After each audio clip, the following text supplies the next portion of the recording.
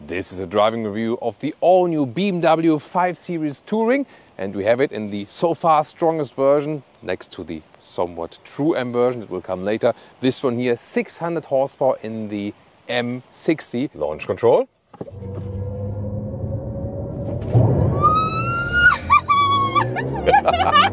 You know, look at that. There's still something coming in 190. No matter which powertrain you go for, if combustion engine, diesel or petrol, plug-in hybrid or the all-electric one, will tell you all you need to know about the new 5 Series Touring here with Thomas Nautical in 4K, full screen, full length. Let's go. Here with the front, this is then the i5 M60, and that has a somewhat closed grille. Here in the lower part, this is adaptive. It opens then on demand. M logo. Fire red is the exterior color in this case, a very strong red. Yeah, I really like it. And also then more black accentuations, either if you have the M Sport package or then here automatically with the M60 version. Headlamps come optional with the adaptive matrix LED. You can also see it right here. And this then here, these are the daytime running lights. In the middle part, the big ones are then the main headlamp units.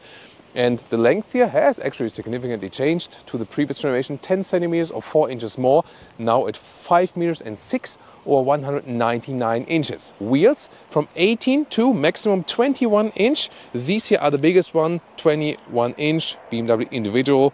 Also red brake calipers fitting to the exterior red color. Here also with carbon fiber side mirrors, also a special option. And suspension wise, you basically have 4 different choices. A normal suspension, fixed M suspension, and then adaptive suspensions professional. That already includes a rear axis steering, that the rear wheels turn in the opposite direction than the front wheels for better maneuverability at lower speeds. And this adaptive suspension professional in an M style. This is then also standard here for the M60, so it has a sportier setup. And the latter one also, the adaptive suspension professional in the M style, adaptive M suspension professional. This one also comes with an anti-tilt control, so the car remains more upright. And there's one more special thing. If you go for a plug-in hybrid version or an all-electric version, they all sit on the same platform, then you also get rear axle air suspension as standard. What they do not have is an air suspension for both axles. That does not exist, even not optional. And in driving we'll find out how it actually behaves, because it's now fully adaptive. This one here, anti-roll control, and the air suspension at the rear axle. We see how it turns up in driving. Interesting signature here for the rear. That looks very beautiful, I think. And they have a very streamlined design. It's also needed for aerodynamics. However, if you want the best aerodynamics, you would not go for an M60 or not go for an M Sport pack, but rather a base, because the M Sport design elements actually reduce the aerodynamic efficiency a little bit. We'll also find out more about that with consumption and so on later. Other than that, you have this diffuser style here in the lower part, a very clean design. And the M60 logo then here for this M performance model. And you see on the exterior, they have on the one hand this aerodynamic styling, and then they want to have much space also on the interior when you open the trunk. And it's here at 570 liters, no matter which version you go for actually. And the interesting thing is now, with the previous generation, a lot of customers from the 5 Series Touring told me that you loved actually here the separate opening of the rear glass. That is gone now, and BMW told me that it would have caused some more exterior dimension, also space on the interior to add this mechanism. So they said, yeah, we wanted to save this space, that it's actually, you know, as spacious as possible here in this area than for the whole trunk area. What I have to say though, that material-wise, it's not that bad, but I would have wished something nicer here for the materials from the inside. And the second feature that is gone, you don't have this electric cover here of the trunk anymore. However, you see it is, let's say, semi-adaptive here when I close the trunk, which by the way has a great closing sound. Listen to that. That is beautiful, love that quality.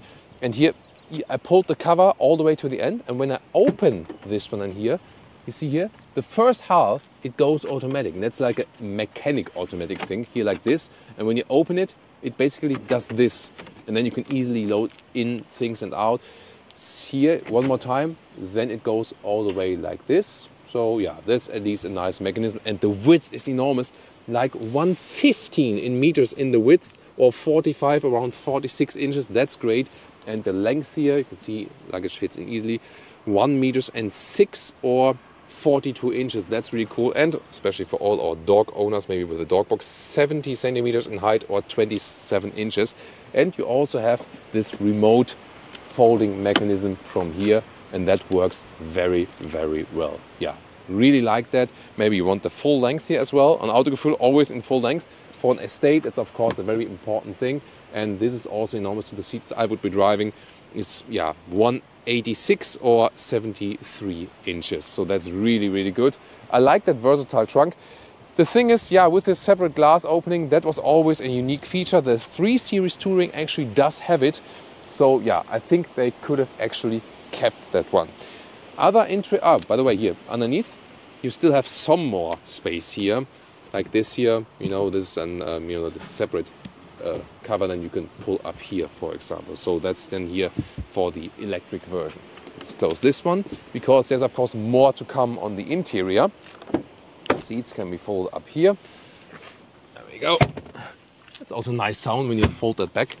By the way, the door closing sounds here. That's nice for the rear door, front door. So good door closing sounds. And when you have the M Sport package, you also get these colors here on the key fob. High gloss black. There we go. Fire red it says here, metallic.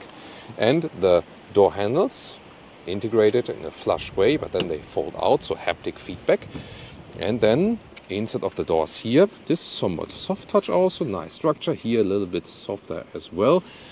However, here inside door pockets, this is not covered with felt or fabric or something. They already gave them feedback. They need to do that. And they do listen to feedback, so I hope they change it at some point. Here, there's a carbon fiber decor element option, as well as the option here for the Bowers & Wilkins sound system. Then this is the M steering wheel. It looks sporty, nice contrast stitches. The only downside is this is not available with animal-free material, which is now even superior in the quality and the features. But that's not possible in the M Sport pack. However, these seats here, these are the sport seats. And this is here a high-grade leatherette called Veganza in the middle part. And then you also have it in the lower part. And look at that, how plush it is, how soft it is. This is the manual, by the way, here in the lower part. So it has great comfort. Some Alcantara applications here, by the way. They shine through with the M colors. And next to this sport seat, you would also have a comfort seat, which is even more comfortable in seat, as it says in the name. And I've tested them before in the sedan. The comfort seats are better. They can also be equipped here with the M60, that's possible. So my choice would always be pick the comfort seat, and then you can also get a package, for example, with active cooling. And this is also possible here with the sport seat. So both is possible. Both seats are nice, but the comfort seat even a notch better. So I would advise you to go for that one. Then here, headroom with 189, 6'2", still some left. Although this one is the one with the panoramic roof. However, it cannot be opened. It's the one that you see, it goes all the way. But when it's really, really hot, you can also apply this shade right there. It takes a while, but it's also really long, goes all the way across the vehicle. So that's good that you can at least really close and don't have to do something like, hey, we apply a special foil or something. So, and then I'll open the door for Leah that she can, there we go, come around for some cockpit action. Here we go. This in here. Also soft touch on the dashboard. Then we have more carbon fiber decor element. That's also pretty fancy. This light bar here is something special. However, you see it's this split here in the BMW 7 Series, and they are also somewhat related, of course, these two vehicles. Here the light bar goes through basically, like here, and this is on the same level. Here it's actually not. And when I apply some more color here, like a nice Thomas blue, then you can also see that better right here. So it's nice ambient lighting, I love that. But just design-wise, it needs to be connected, doesn't it? Pretty cool, by the way, also when you hit the turning indicators here, it also flashes on the interior. Then you can also see that even better. So that's pretty neat, isn't it? Other than that, the cockpit is quite clean and also spacious. Great comfort of the seats, as I said. The climate unit is always here in the lower part, so you don't have separate climate knobs or something. At least it always stays there. And also when you press the seat button, there you can activate the seat cooling, seat heating, and also the steering wheel heating. You can also talk to the vehicle to activate that. Yes, but then again, I'm not the biggest fan of that. Maybe you are. I rather have like straightforward controls to do that in a very easy way. When you start up the vehicle, then you also have this welcome chime. You also see then more of the digital instruments, steering wheel up and down, in and out, easy way. For EU users here, Germany, UK, and so on, it's very important when you press and hold the set button, there you deactivate this warning speed limit chime when you just exceed 1 km/h. So that's easy. And there's also an optional head-up display available, very well visible. You can see that, and also can easily adjust the height. There is sometimes an overload in this infotainment system as for the features. You learn it a little bit, by the way. For example, displays, head-up display, height. There you can then change the height of the display. Other than that, most of the time you'll do Android Auto, Apple CarPlay, of course, to mirror your smartphone, and to have the map in the instrument cluster that works Apple CarPlay, Apple Maps, and with Android Auto and Google Maps. Only these combinations work, actually. By the way, if you want to change the tailgate height, it's not possible directly at the tailgate. You have to do it here from the inside and then here change the opening height. I feel with other manufacturers that's easier, where you just press the button there when it stops. So but here BMW says inside interior operation. Middle console, soft touch here also for your elbow. That's nice. Split opening, 12-volt power supply. High gloss black here, not my favorite. Then you can also get this crystalline turning pressing knob. There you can still control also here something here. You can see this then in the Apple Car. No, I don't want to send a message. So this then this because I clicked on WhatsApp in CarPlay. Interesting that you can directly access the individual apps in CarPlay. I'm not sure what is the reason of that, but yeah, this is the CarPlay integration that you can also see how that works. This is very cool, isn't it? In the lower part, on the right side, is just for storage. No inductive charging. Just the left part here. This is for inductive charging, and it also has a cooling hole that the phone doesn't overheat. Finally, it was a big problem in the previous generation 5 Series, and the cup holders also adaptive, illuminated, and 2 USB-C charger if you want to charge with the cable.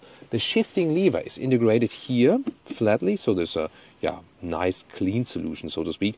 It doesn't give you that sporty BMW feeling where you have like really something like here, but then again it also cleans it up. So I would say this is indeed something pro and con, I would say. Maybe we put a rear seat here a little bit more forward and we can better see what's going on in the rear. This one, once again, here also manual then for the passenger. Glove box, there is a separate button right here. See here, it's actually rather tiny, but at least it slides down in a smooth way. So what do you think about the interior cockpit here? Tell me in the comments, guys. Then let's switch to the rear seats. Let's see how much space we have left there. Of course, the wheelbase is increased. There we go. And there are also these good, recesses here, back part of the seat. The only thing for my feet, I do touch the seat from below, so I would recommend to put the seat a little bit higher in the front, then you can slide your feet easier underneath it when you're driving with rear passengers. And yeah, it's also with this nice Veganza material. BMW is leading as for animal skin alternatives at the moment from all manufacturers, because they're doing in the full circle, animal friendly, 85% less CO2 output, and also the thing is, if you pick between the materials without any ethical concerns, these are the better seats also for the comfort. Also the passive cooling is already better. They do not get hot in summer. And then for the front, you can also get the active cooling. So this is really very well done. And here, headroom with 189, 602, still some left also in the rear. That's fine. Then you can fold down this, adaptive cup holders. This is also a nice quality indeed. And this can also be folded separately as a ski hatch right there. Then here, a separate climate unit for the rear passengers. You can optionally also get seat heating for the rear. That looks actually quite fancy. although it's not a real climate unit, just a screen again. I mean, these screens look cleaner, but then again, to control it, it's of course always pro and con. And what about the middle seat, the fifth seat here? There we go. It's of course a little bit harder, but space-wise, it works. Just on the outside, you have more comfort. Isofix is on the outside seats here each. You fold this up, and then they also stay in place like this, so you don't have something flying around or something. There we go. And do we have Isofix on the front seats? No, it doesn't look like that. And by the way, when you come here and look forward here now, I think the cockpit from the cleanness works very well. The steering wheel, by the way, if you want that animal-free one, it looks a little bit different from the surface. Also feels different, but actually even better, I feel. Besides this ambient lighting that I feel it could go through, pretty cool cockpit nevertheless. And yeah, the space they offer is still good. Question is, I mean, it still has a very long hood, even if it's an electric version. What about all the engines and stuff? The special electric version with most horsepower. Pulling it twice here for the BMW, and another hood. There we go. Yeah, there's no frunk, but then you have this, no frunky. Here, this carbon fiber style deco element, huge engine cover for that. Well, if you cannot say engine here, but the facts are actually quite cool. Less than 4 seconds in the acceleration figure to 100 kilometers an hour or 60 miles an hour for this all-wheel drive electric version. One electric motor in the front, one in the rear. Around 600 horsepower then, so that's pretty massive. You can also get a rear-wheel drive EV version, so that is then a little bit more efficient. And then of course you also have 2-liter 4-cylinder petrol and diesel, 3-liter 6-cylinder petrol and diesel. The only catch is that in Europe we do not get the stronger pure petrol engines. So there's a stronger 2-liter 4-cylinder petrol engine and a strong 3-liter 6-cylinder petrol engine that is not for the EU market, and also then obviously not for the touring here. I know that all our friends from the US, they always request to also have the touring there, but so far they have not answered that. Yeah, but we still keep pushing BMW for that, maybe at some point again. I don't know. The US market is of course big with SUVs. They're all built in Spartanburg in the US in the big plant. They are from all the big SUVs. Then plug-in hybrid is also interesting. 2-liter 4-cylinder and also 3-liter 6-cylinder plug-in hybrids. The latter one, 3-liter 6-cylinder plug-in hybrid, would be probably then the best engine, the coolest engine to go for on the European market. Or of course, if you want to more like a fuel saving and cost reducing stuff, the 520D, like the base entry-level diesel, will still be very strong here also on the German market, which is also one of the main markets. The 5 Series is sold more as a touring, as a combi, as we say in Germany, than the sedan version actually. And the US, however, is then this main sedan market once again. If you want to know more about the engine specs, we have it in the pinned comment or the video description with the acceleration figures, with the description of how the engines are called, and so on and so on. Important, of course, with the EV, 81 kilowatt hours net is the battery capacity. That is not that large. For this size of a vehicle, I would have expected something 100 kilowatt hours or something. Then again, you always have to look at efficiency. So in our tests so far, we have tested the rear drive version and the all-wheel drive version of the sedan. There we could score some 17 kilowatt hours or more kilometers, 19 kilowatt hours or more kilometers for the stronger version. So around 3 miles per kilowatt hour. And that would mean something under the conditions, winter or summer, how you drive between 400 and 500 kilometers, between 250 and 300 miles of the electric range. It should be more. Honestly, it should really be more, and that is because the battery is just too small, honestly. For this car, you also want to use it on the long haul. And charging for the EV next to the 11 kilowatt AC, later 22 kilowatt AC, also 205 kilowatt DC. That means then 10 to 80% state of charge in around 30 minutes. Today we drive it again and also do some more Autobahn testing here in Germany for you, and then see more about the efficiency today. I would say, let's go. Sport mode, launch control.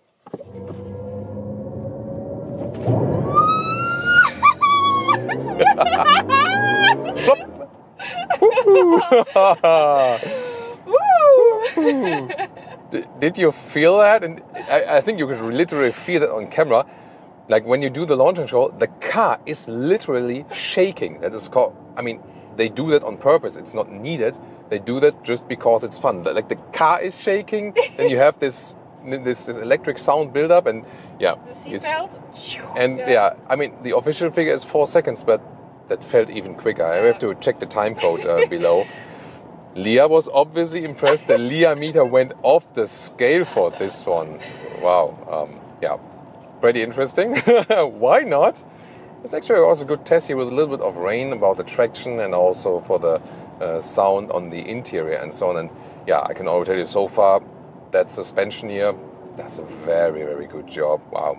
Adaptive suspension, and also with the anti-roll control. That means it always stays upright, and also rear axle air suspension and the rear axle steering as well. So especially then at lower speeds, the car feels more agile actually. It also has some kind of artificial feeling to it then, yes. But at the same time, it massively reduces the turning circle, for example.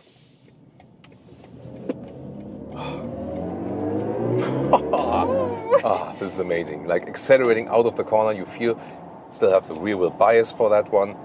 It's amazing, really. And some lane changes. Car stays absolutely upright. Beautiful. Look at that. Good reaction from the steering wheel. See here, yeah, the lower degree angle is a little bit dead, somewhat. So this could be a little bit more responsive, I feel. But then here to the outer area, it gets better. But overall, cool feeling for that. Here in the sport mode, everything is tuned even more to that sportiness. Wow, really impressed by that one. Yeah, it definitely feels like a machine, sports machine, although, I mean, it's over 5 meters long, like almost 200 inches. But then, like, the responsiveness, get ready? Just when I'm like here from 60 to 100. You like, Leah's, she had like the sunglasses on her head, and the sunglasses fell apart. Wow, it's like, I mean, it's so instant that it kind of feels uncomfortable even as a driver, you know. It's like, AC, we need some AC. We definitely need some AC now. Now it's really hot in here, so no, we won't take all. So take a photo. Wow. Okay, so the performance is definitely there with the M60 version. There is also the normal all-wheel drive version for the electric one. It's not that extreme, but yeah, in most situations you will not use that. The suspension here, although we are in the sport mode, it's still very comfortable, I have to say. So that works, also the setup, and you also don't feel it that much that you have air suspension on the rear, which is more like for the self-leveling and so on, and that you have something different on the front. It's not that it feels artificial due to that or something. And here driving modes, this is not that good to control, I have to say, then, because you have to always, you can at least do it from here, and then do here personal, goes a little bit wider from the seats here, but see if you're yeah, Leah's sunglasses, she has to take them off now, off her head, or completely on, like real on. Yeah, she had like this, you know, and then they were flying off her head always. It is a very expensive vehicle. Yes, we get to price at the end of the review, but the thing is, if you compare it to less expensive ones, yeah, this driving comfort from the suspension, this is definitely something that you still get here with a more expensive vehicle. Let's get onto the motorway. So also put in the sport mode right here once again, and also here the bolsters go a little bit closer. There we go. Yeah, here also this active chime is on. You can also deactivate it if you like, by the way. And let's maybe hope for some unlimited Autobahn experience right here.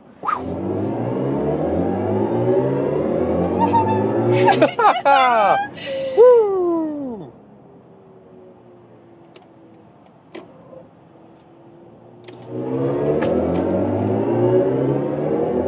Oh, woo! Look at that. Now we can drive even faster, and yeah, that was the acceleration onto the Autobahn. Super quick. Wow. And the Leah meter still reacts. And here now at 140 kilometers an hour, like more than 80 miles an hour, still super silent in here. So that is then the crucial difference to other maybe non-premium products. And we have to say also the Tesla Model 3 has been catching up there. You know, and there also the noise insulation since the facelift is also way improved, definitely. I have to say that as well. But really many other vehicles we test are not that silent at high speeds. And you know, look at that. There's still something coming in 190, so like 120 miles an hour. And I mean, I don't even have to raise my voice in here. Wow. So then the question is like, is there anything left for the BMW 7 Series? Honestly, when you get the comfort seats for the i5 here, then you even have cooled seats with the Veganza. That is even not available in the i7. Yeah, I have to say then, if you go for the comfort seats, the only thing the 7 Series then still offers is more space in the rear. Other than that, oh, look at that. It's also great animation now. Leah is very diligent with that. So when there's a traffic jam ahead, she's basically like the hazard lights assistant. Hey, it's maybe a good idea for a manufacturer, like a hazard light assistant. Yeah, I have my personal one, so I'm really glad to have her. Not only for that, of course. Here, by the way, when you hammer in the turning indicator, that's a lot of fun. So, like the feedback you get, the physical feedback you get, and also the acoustic feedback, it's really nice. Love that. So that actually encourages you to use the turning indicator. You know, there's this meme out there always saying that BMW drivers don't use turning indicators. I'm not sure if it's true or not. You tell me. But this definitely encourages you to do that. As for recuperation, you lift your foot off the throttle, and everything is more or less set here for rolling. You know, it's not like a one-pedal driving thing by the standard default. You can change it a little bit, yes. For example, here, if you go to the B mode, so pull the shifting lever, then you have a strong recuperation, if you do prefer that. But the whole philosophy of this one is rather that BMW says, hey, our existing customers, they know how combustion engine drives, and when they then go for an electric version, we want them to feel at home. And so it's rather that you have maybe like a slight recuperation when getting off throttle, and that's basically it. So this is then the philosophy. Again, you can change it also, but the default setting when you start up the vehicle will always then be that it's rather on the rolling side than on the strong recuperation side. Assistance systems, what is actually possible here? A couple of things actually here. First of all, there is an automatic lane change possible. So I just set the turning indicator. So that works actually very well. Oh, I just have to tip it. Yeah, here the other guy was running a little bit quicker now, so I had to do it manually. So yeah, you always have to pay attention. And then what's even more possible, so that worked very well. Here it says Assist Plus Ready. So here and then the green symbol also in the steering wheel. And this is actually then, you can take your hands off the steering wheel and the car will not complain that you have done that. It's available in certain markets, for example in the US and also in Germany. And then you can see I can drive like this. Still, you are responsible for what's happening, so you always have to pay attention, you know. So it's not a level 3 system, it's a level 2 system, meaning if there's an accident, you are still responsible as a driver, not the car. And so I always stay alert, definitely. But here the system is working very well. You can relax then a little bit more in a way, but as I said, always pay attention to what's coming ahead. And there, check traffic. See, now I just look into the side mirror and then the car is doing the lane change completely on its own. This is even one step further. Wow, and I can also do it backwards again. I check here and I look into the right mirror and the car is by that realizing, hey, he is paying attention. This is still a level 2 system, and the highest level, it works up to 134 kilometers an hour. So yeah, approximately up to 80 miles an hour. And you see here, hands-free, I'm still responsible, level 2 system, but it's just sufficient that I look into the side mirror when the car there, check traffic, then I look to the mirror. Now it has been cancelled because driver distraction. Yeah, sometimes some things have to be fulfilled. For example, I have to set the BMW internal GPS that this one has a route. This is required, so it does not work if you have Google Maps or Apple CarPlay or something running. Yeah, and then no one's supposed to come from behind and so on, and then it actually works. So there are limited situations where this is properly working, let's take it that way, but at least, especially when the motorway is a little bit free and not so much traffic and so on, you have this possibility, and I think it's an impressive system and it works quite well. But again, as I said, it's not for, let's say, all situations. So about the final consumption here, economy for the all-electric model, the M60 here today. And we did, for the consumption test, primarily motorway, German Autobahn at 120 kilometers an hour, so like 70 miles per hour. So realistic speed here, also long-term and so on. Still something 21 kilowatt hours on 100 kilometers, so that's around, once again, about 3 miles per kilowatt hour at some 12 or 13 degrees Celsius. So not too warm, but not really freezing. Not ideal for the battery, but it could be worse. Still, the efficiency should be better, and considering that 81 kilowatt hour net battery, this is then something 400 kilometers, 250 miles of real world range, and that is not enough for a car at that size. It will only be better if you drive a little bit slower on the motorway, and if it's summertime with even like 20 degrees Celsius, like 72 degrees Fahrenheit temperatures, then you can also go more into a 500 kilometer or 300 miles range. Yeah, that would be okay, but not actually this result. Even in these conditions, it should actually be better. Then about pricing, it starts around 60,000 euros, taking a German reference price, and then it goes up to something around 100,000 euros or dollars for the M60 here, that M Performance model. And with all the bells and whistles, extra equipment, this vehicle as it stands right here, 125,000 euros. Yeah, of course, the competitors are also very expensive, but I would not buy a vehicle for 125,000 euros which can drive 400 kilometers or 250 miles. Just not happening. Sorry about that. But in general, the car is awesome. I mean, it drives so great. Seating-wise, especially if you go for the comfort seats, it has basically one of the best seats overall on the whole car market at this moment. As for the comfort, BMW is pushing forward the animal-free seating choices. Even now the base steering wheel is available with that. So I would recommend a 5 Series, but not in the all-electric trim at this moment, unless you say, hey, I don't care, I don't drive long mileage or something. Then it's okay, actually. But my favorite probably for Europe would be the 3-liter petrol engine in the plug-in hybrid spec, because then you can get this 3-liter. And in the US, I would probably go then for the pure petrol 3-liter engine, as for the Wish configuration.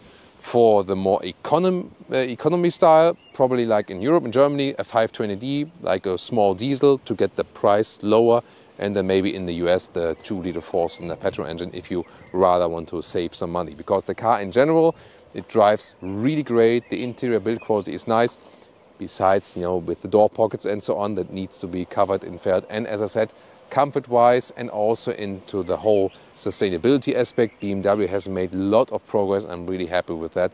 So there are great things to say about this car.